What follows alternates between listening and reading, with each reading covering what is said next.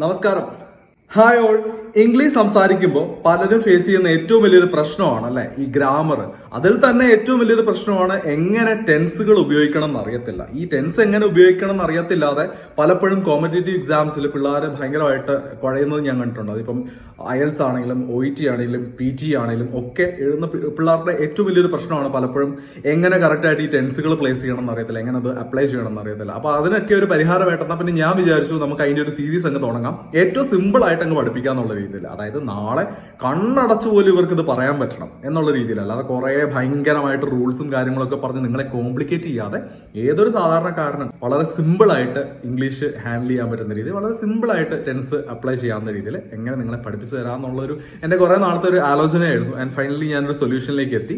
അതാണ് ഈ വീഡിയോസ് ആയിട്ട് വരാൻ പോകുന്നത്. അപ്പം നിങ്ങളെ ഞാനിത് പഠിപ്പിക്കുമ്പോൾ നിങ്ങൾ ഒറ്റ കാര്യം എനിക്ക് ചെയ്താൽ മതി. ഈ വീഡിയോസ് ഇഷ്ടമാണെങ്കിൽ ഉറപ്പായിട്ടും നിങ്ങളുടെ കൂട്ടുകാർക്കും ഒക്കെ ഷെയർ ചെയ്ത് കൊടുക്കുക. അതിനോടൊപ്പം തന്നെ നമ്മുടെ ചാനൽ സബ്സ്ക്രൈബ് ചെയ്യാനായിട്ട് മറക്കരുത്. ഓക്കെ, അപ്പൊ ശരി, അധികം സമയം കളയാതെ നമുക്ക് നേരെ വീഡിയോയിലേക്ക് പോകാം.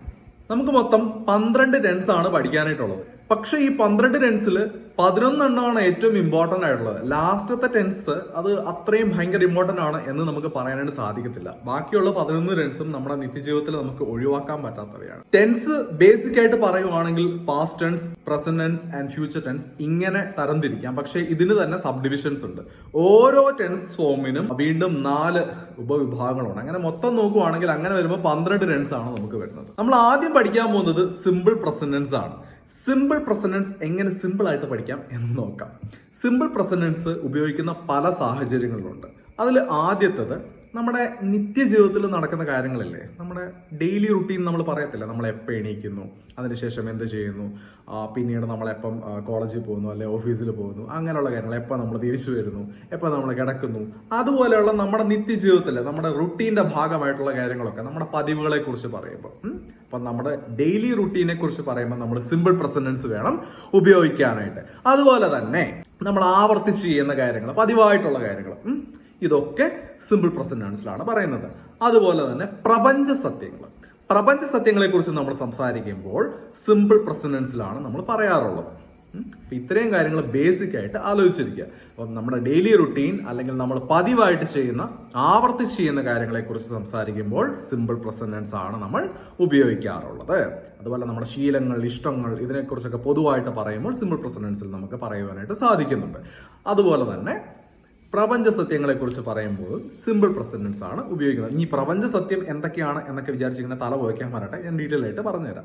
ആദ്യം നമുക്ക് നമ്മുടെ ഡെയിലി റുട്ടീനെ കുറിച്ച് പറയുമ്പോഴത്തേക്കും സിമ്പിൾ പ്രസന്റ് ടെൻസ് എങ്ങനെ സിമ്പിൾ ആയിട്ട് അപ്ലൈ ചെയ്യാം എന്ന് പഠിക്കാം.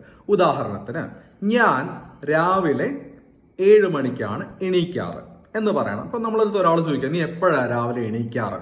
ഈ എണീക്കുക എന്ന് പറയുമ്പോൾ നമ്മൾ ഒരു ദിവസം ചെയ്യുന്ന ഒരു കാര്യമല്ലല്ലോ, പതിവായിട്ട് ചെയ്യുന്ന ഒരു കാര്യമല്ലേ, അല്ലെങ്കിൽ ആവർത്തിച്ച് ചെയ്യുന്ന ഒരു കാര്യമാണ് അല്ലെ. അപ്പം അതെങ്ങനെ നമുക്ക് പറയാം എന്നുള്ളതാണ്. എണീക്കുക എന്നുള്ളതിന് ഇംഗ്ലീഷിൽ എന്താ പറയാ? ഗെറ്റപ്പ് എന്നാണ് പറയുക അല്ലെ. ഗെറ്റപ്പും വേക്കപ്പും രണ്ടാണ്. അത് ഞാൻ മറ്റൊരു വീഡിയോയിൽ പറഞ്ഞുതരാം. അപ്പോൾ ഞാനാണ് അല്ലെ, ഞാൻ എപ്പോഴാണ് എണീക്കുന്നത്? 7 മണിക്കാണ് എണീക്കാറുള്ളത്. അപ്പോൾ I get up at 7 o'clock എന്നാണ് പറയേണ്ടത്. I get up at 7 o'clock. കാരണം എന്റെ കാര്യമാണ്. വരുമ്പം ഗെറ്റപ്പ് മതി. Getup at 7 o'clock. ഞാൻ 7 മണിക്കാണ് എണീക്കാറ്, അല്ലെ ഞാൻ 7 മണിക്ക് എണീക്കും, 7 മണിക്ക് എണീക്കാറുണ്ട് എന്നൊക്കെ പറയാനായിട്ട് I get up at 7 o'clock എന്ന് പറയാം. ഓക്കെ, ഇനി മറ്റൊരാളുടെ കാര്യം പറയുകയാണെങ്കിൽ, ഇതിപ്പോ എന്റെ കാര്യം പറഞ്ഞുകൊണ്ടാണ് ഐ ഗെറ്റ് അപ്പ് വന്നത്. ഞാൻ അവന്റെ കാര്യം പറയാം. ഇപ്പൊ എന്റെ ഒരു ഫ്രണ്ട് ആണെന്ന് വിചാരിക്കുക, രാഹുൽ. അപ്പൊ ഞാൻ രാഹുൽ 7 മണിക്കാണ് എണീക്കാറുള്ളത്, അല്ലെങ്കിൽ രാഹുൽ 7 മണിക്ക് എണീക്കാറുണ്ട് എന്ന് എനിക്ക് പറയണം. അപ്പൊ എങ്ങനെ പറയാം? രാഹുൽ ഗെറ്റ് അപ്പ് അല്ല ഗെറ്റ്സ് അപ്പ് വരും. Rahul gets up. അതിനൊരു വ്യത്യാസമുണ്ട്. ഈ ഹി, ഷീ, ഇറ്റ്, അതുപോലെ തന്നെ സിംഗുലർ നെയിംസ് ഒക്കെ, അതായത് സബ്ജക്ട് സിംഗുലർ ആണെങ്കിൽ ഹി എന്ന് പറയുമ്പോൾ ഒരാളാണ്, ഷീ എന്ന് പറയുമ്പോൾ ഒരാളാണ്, ഇറ്റ് എന്ന് പറയുമ്പോൾ ഒരു വസ്തുവിനെ സൂചിപ്പിക്കുന്നതാണ്. അതുപോലെ തന്നെ രാഹുൽ എന്ന് പറയുമ്പോൾ അതൊരു സിംഗുലർ സബ്ജക്റ്റ് ആണ്, ഒരു വ്യക്തിയെ കുറിച്ചാണ് പറഞ്ഞത് അല്ലെ. അപ്പൊ അങ്ങനെയുള്ള സാഹചര്യങ്ങളിൽ ആ വെർബിനൊപ്പം, ഗെറ്റപ്പ് എന്നുള്ള വെർബാണ്, ആ വെർബിനൊപ്പം SORES ചേർക്കണം. അപ്പം ഹി ഗെറ്റപ്പ് അല്ല he gets up. Rahul getup അല്ല രാഹുൽ ഗെറ്റ്സ് അപ്പ്. അതേസമയം ഐ വന്നപ്പം ഐ ഒരു പ്ലൂറൽ സബ്ജക്റ്റ് ആണ് അല്ലെ. സെമി പ്ലൂറൽ എന്ന് തന്നെ പറയാം. അപ്പൊ ഐ യു വി ദേ ഇതൊക്കെ പൊതുവെ പ്ലൂറൽ ആയിട്ടാണ് പരിഗണിക്കപ്പെടുന്നത്. ഇംഗ്ലീഷ് ഭാഷയിൽ പൊതുവെ I and you semi plural എന്ന് വിളിക്കാനായിട്ട് സാധിക്കും. അല്ലെങ്കിൽ കൂടുതലും നമ്മൾ പ്ലൂറൽ വെർബുകൾക്കൊപ്പം തന്നെയാണ്, പ്ലൂറൽ ആയിട്ട് തന്നെ പരിഗണിച്ചുകൊണ്ടാണ് ഐയും യുവും നമ്മൾ ഉപയോഗിക്കാറുള്ളത്. അങ്ങനെ തന്നെ പഠിച്ചു വെക്കണേ. I you we they plural എന്നും ഹി ഷീ ഇറ്റ് സിംഗുലർ എന്നും അങ്ങനെ പഠിച്ചു വെക്കുക. പക്ഷെ ചില എക്സെപ്ഷണൽ കേസിൽ നമ്മൾ ഈ പറഞ്ഞ പോലെ തന്നെ സിംഗുലർ സബ്ജക്റ്റുകൾക്കൊപ്പവും ഉപയോഗിക്കാറുണ്ട്. ഐ ആം, ഐ വാസ് ഒക്കെ ഉപയോഗിക്കാറുണ്ട്, ഇല്ലെന്ന് പറയുന്നില്ല. അതുകൊണ്ടാണ് പറഞ്ഞത് അതൊരു എക്സെപ്ഷൻസ് ഉണ്ട്. എങ്കിൽ കൂടെയും കൂടുതലും പ്ലൂറലായിട്ട് തന്നെയാണ് ഐനെയും യുവിനെയും ഇംഗ്ലീഷ് ലാംഗ്വേജിൽ കൺസിഡർ ചെയ്യുന്നത്, പരിഗണിക്കുന്നത്. അപ്പൊ അതുകൊണ്ട് തന്നെ ഐ യു വി ദേ മുതലായിട്ടുള്ള പ്ലൂറൽ സബ്ജക്റ്റുകൾക്കൊപ്പം വെർബിനൊപ്പം എസ് ഓർ ഇ എസ് ചേർക്കേണ്ട. അതുകൊണ്ടാണ് ഐ ഗെറ്റ് അപ്പ് എന്നും, അതുപോലെ തന്നെ ഹി ഷീ ഇറ്റ് മുതലായിട്ടുള്ള സിംഗുലർ സബ്ജക്റ്റുകൾ വരുമ്പോഴത്തേക്കും ഹി ഗെറ്റ്സ് അപ്പ് എന്നും അല്ലെ ഷീ ഗെറ്റ്സ് അപ്പ് എന്നും ഒക്കെ വരുന്നത്. ഓക്കെ, മനസ്സിലായി എന്ന് വിശ്വസിക്കുന്നു. അതിനെപ്പറ്റി ഡീറ്റെയിൽ ആയിട്ടൊരു വീഡിയോ തന്നെ ചെയ്തു തരാം. കട 9 മണിക്ക് തുറക്കാറുണ്ട്. കട എപ്പോഴാണ് തുറക്കുന്നത്? 9 മണിക്ക്. ഈ 9 മണിക്ക് തുറക്കുക എന്ന് പറഞ്ഞാൽ പതിവായിട്ടുള്ളൊരു കാര്യമാണ്, റിപ്പീറ്റ് ചെയ്ത് ആവർത്തിച്ചിട്ടുള്ള ഒരു കാര്യമല്ലേ, എല്ലാ ദിവസവും സംഭവിക്കുന്നത്. സ്വാഭാവികമായിട്ടും സിമ്പിൾ പ്രസന്റൻസിൽ വേണം പറയാനായിട്ട്. അപ്പൊ ദ ഷോപ്പ്, കട എന്നുള്ള എന്താ? ദ ഷോപ്പ്, ഒരു കടയുടെ കാര്യം അല്ലെ. അപ്പൊ ദ ഷോപ്പ് ഓപ്പൺസ്, തുറക്കുക. ഒരു കടയുടെ കാര്യം ആയതുകൊണ്ട് ഓപ്പൺ അല്ല, ഓപ്പൺസ്. നേരത്തെ ഞാൻ പറഞ്ഞ ഓർമ്മയുണ്ടല്ലോ, സബ്ജക്ട് സിംഗുലർ ആണെങ്കിൽ ഇവിടെ സബ്ജക്ട് ഏതാ? കടയാണ്. അപ്പൊ ഓപ്പൺ അല്ല, the shop opens at 9 o'clock എന്ന് വരും. മനസ്സിലാവുന്നുണ്ടോ? ഒരു കടയുടെ കാര്യം. അപ്പൊ ഷോപ്പ് ഓപ്പൺസ്. ഒന്നിലധികം കടകളുടെ കാര്യമാണെങ്കിൽ ഓപ്പൺ മതിയായിരുന്നു, പ്ലൂറൽ ആയിരുന്നെങ്കിൽ. പക്ഷെ ഇവിടെ സബ്ജക്ട് സിംഗുലർ ആയതുകൊണ്ട് തന്നെ the shop opens at 9 o'clock. എല്ലാ ദിവസവും നടക്കുന്ന ഒരു കാര്യം അല്ലെ. ഇനി നമ്മൾ തിയേറ്ററിൽ സിനിമ നമ്മൾ ചോദിക്കാം മാറ്റ്നി ഷോ എപ്പോഴാണ് തുടങ്ങുന്നത്? അപ്പൊ പറയാം matinee show starts at 2 o'clock. എത്ര മണിക്കാണ് തുടങ്ങുന്നത്? 2 മണിക്ക് തുടങ്ങും, അല്ലെ 2 മണിക്ക് തുടങ്ങാറുണ്ട്. പതിവായിട്ടുള്ള ഒരു കാര്യം, ഒരു ദിവസത്തെ കാര്യമല്ല, എല്ലാ ദിവസവും ഒരു സമയത്താണ് തുടങ്ങുന്നത്. റിപ്പീറ്റഡ് ആക്ഷനാണ്. സോ ഒബ്വിയസ്ലി സിമ്പിൾ പ്രസന്റൻസിൽ പറയണം matinee show starts at 2 o'clock എന്ന് വേണം പറയാനായിട്ട്. സ്റ്റാർട്ട് അല്ല, സ്റ്റാർട്ട്സ് ആണ്. ഒരു ഷോയുടെ കാര്യമല്ലേ മാറ്റ്നി ഷോ, അപ്പൊ സ്റ്റാർട്ട്സ് വരും. കണ്ടോ?